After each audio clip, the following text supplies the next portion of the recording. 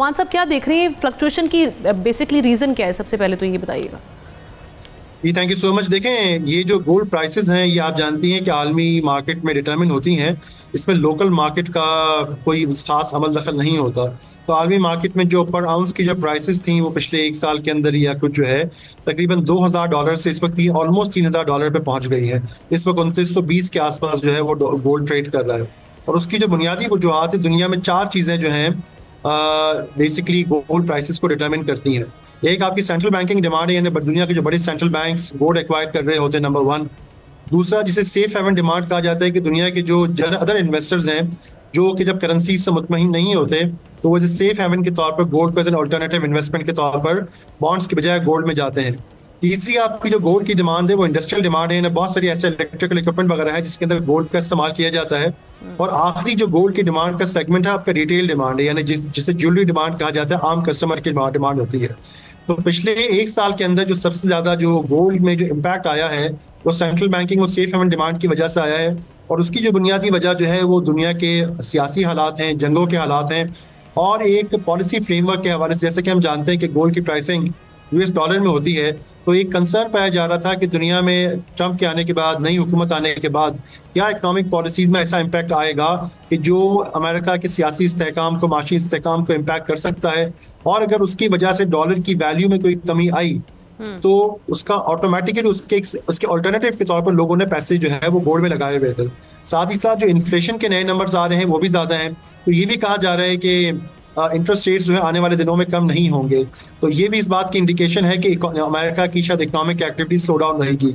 इन तमाम चीज़ों को मद्देनजर रखते हुए जो गोल्ड की जो प्राइसेस हैं वो एक साल के अंदर देखिए 50% जो है ना बढ़ गई है। तो ये तो वो मामला है जिसकी वजह से गोल्ड की प्राइसेस अभी तक ऊपर गई है। अब गोइंग फॉरवर्ड की अगर हम बात करें, इसमें देख रहे हैं कि ये ज़्यादा कमी, उतार चढ़ाव ज़्यादा तो नहीं होगा, ये आगे की जाने बढ़ेंगी प्राइसेस, इसमें आप सर्च देख रहे हैं, क्या देख रहे हैं? देखें, बात यह है कि इसके बारे में कोई हतमी तौर पर इस वक्त इसमें एक स्पेकुलेशन का एलिमेंट है। इसका कोई डिमांड एंड सप्लाई का सिंपल एलिमेंट नहीं है, क्योंकि जैसे मैंने कहा कि जो गोल्ड की सबसे ज्यादा डिमांड जो आ रही है वो इंटरनेशनल बैंक्स और बड़े इन्वेस्टर्स की तरफ से है। ये रिटेल डिमांड जो है this is not the main driver जो इससे गोल्ड की प्राइसेस को ऊपर लेके जा रही है। हालांकि गोल्डमैन सैक्स इस वक्त, जैसे कि मैंने कहा, आसपास गोल्ड चल रहा है आउंस के हिसाब से।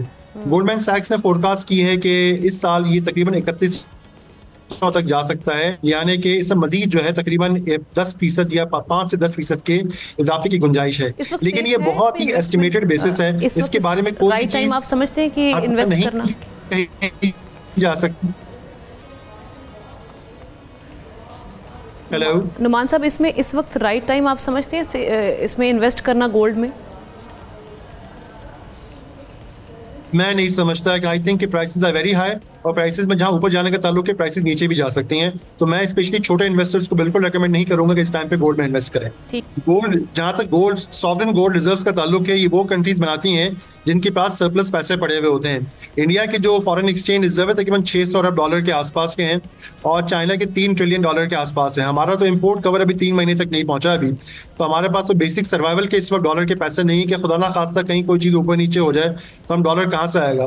तो यार थ्योरेटिकली स्पीकिंग तो जाहिर है कि डॉलर के रिजर्व क्रिएट करना चाहिए, लेकिन हमारी जो इस वक्त फॉरेन एक्सचेंज की सूरत हाल है उसमें हमारे पास पैसा ही नहीं है कि हम डॉलर खरीदने के जो है ना हम डॉलर खरीद सकें। और जहाँ तक इस बात का ताल्लुक है कि गोल्ड प्राइसेस और डॉलर की प्राइसेस का उसका ताल्लुक है कोरिलेशन का, बिल्कुल इंटरनेशनल मार्केट में आज भी यही होता है कि आपकी डॉलर की प्राइसेस और गोल्ड प्राइसेस में नेगेटिव कोरिलेशन है, यानी डॉलर ऊपर जाता है तो गोल्ड नीचे जाता है।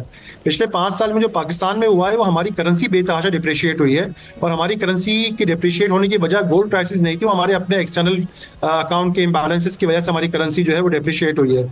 तो दुनिया भर में तो अभी भी सूरत हाल वही है कि अगर डॉलर कंसोलिडेट होगा, डॉलर मजबूत होगा। और द रीजन जिस वजह से मैंने ये कहा कि देखें, 2 अलग अलग चीजें हैं बिल्कुल। एक है रिटेल इन्वेस्टर, कि आपने जो सवाल किया था कि क्या रिटेल इन्वेस्टर को जो बेसिकली है वो डॉलर गोल्ड खरीदना चाहिए कि नहीं चाहिए। मैं ये समझता हूं कि रिटेल इन्वेस्टर को आज की तारीख में इन्वेस्टमेंट के पॉइंट ऑफ व्यू से गोल्ड नहीं खरीदना चाहिए। उसकी वजह ये कि मेरा टेक ये है कि डॉलर जो है अभी भी एक स्ट्रॉन्ग करेंसी है।